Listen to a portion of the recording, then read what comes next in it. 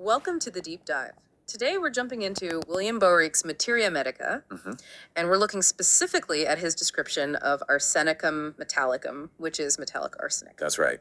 And our plan here really is to, dig into the core characteristics. We want to really understand the specific symptom picture that Boericke lays out for this substance in this particular source. So it's like getting a really clear snapshot of what this text emphasizes. Exactly. Kind of a shortcut for you, the listener, right to the main features. And, well, some of the details are surprisingly specific. They really are. So looking at Boericke's entry for Arsenicum Metallicum, he sort of kicks things off with some general points. Okay. He mentions this idea that it seems to arouse latent syphilis. Which sounds quite specific, maybe tied to older homeopathic ideas about stirring up underlying issues. Yes, exactly.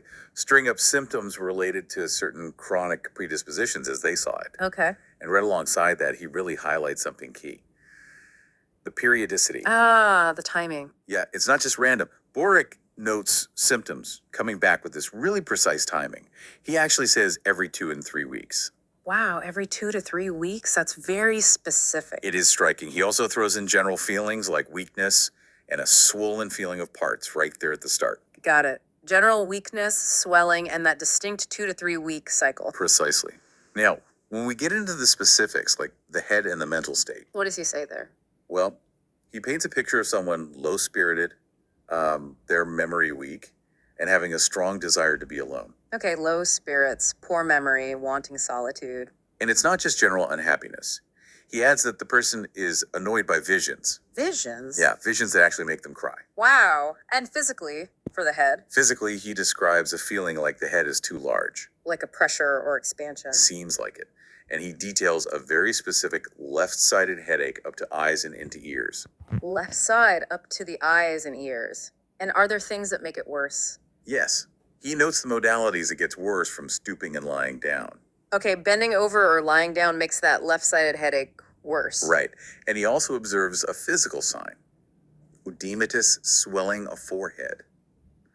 So, some puffiness there. Interesting. Okay, moving down from the head then, what about the face? For the face, Boericke describes it as red, itching, burning, and bloated. Red, itchy, burning, bloated. Sounds quite uncomfortable. Definitely. And the eyes are often involved too. He says they're swelled and watery. Burning. Okay, burning eyes. Okay. Especially, he notes, with cordemsa, the runny nose or head cold inflammation. Ah, so linked with cold symptoms sometimes. Seems so. He also says the eyes feel weak and mentions sensitivity to light. Both day and gaslight are unpleasant. Sensitive to daylight and artificial light. Got it.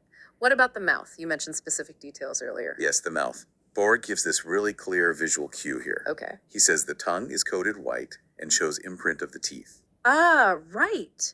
The white coating with the tooth marks along the edge, that's very distinct. It really is, that kind of precise observation. He also notes the mouth can be sore and ulcerated. Okay, white tongue with tooth imprints, maybe sores too. That paints a clear picture. Let's look at the abdomen next.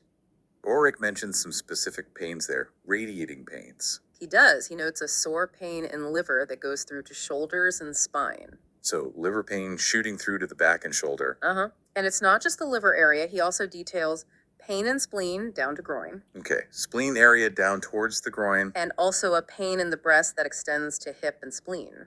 You see these connections across different parts of the torso and abdomen. Yeah, these lines of pain connecting different areas. And what about digestion?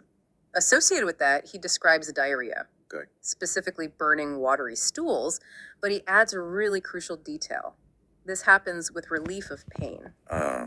So the diarrhea, although burning and watery, actually makes the abdominal pain better. Exactly. That relief is often a key indicator in understanding these remedy states. Right, the modality of relief is important. Definitely.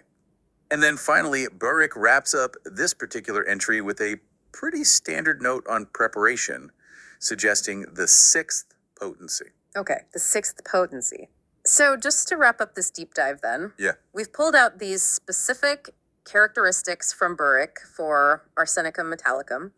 We can see how he connects things like the low spirits and visions with very physical details, like that white tongue with the tooth imprints, those specific radiating pains. Like the liver pain, the spleen pain. And that notable burning diarrhea that actually brings relief. Yeah, this deep dive really helps you quickly get the essence of the picture this specific text presents. How Boericke sees all these different symptoms kind of coming together into a recognizable state. Exactly. It's his specific map of it. And that brings us right back to that very first point Boericke highlighted, doesn't it? The periodicity. Yeah, that the symptoms have that really specific timing recurring every 2 to 3 weeks. It's fascinating. It really is. And maybe something for you to think about is how different ways of looking at health, different systems, identify and, well, categorize such precise, timed patterns in how our bodies experience things. That's a great point. How do we notice and make sense of these rhythms? Food for thought.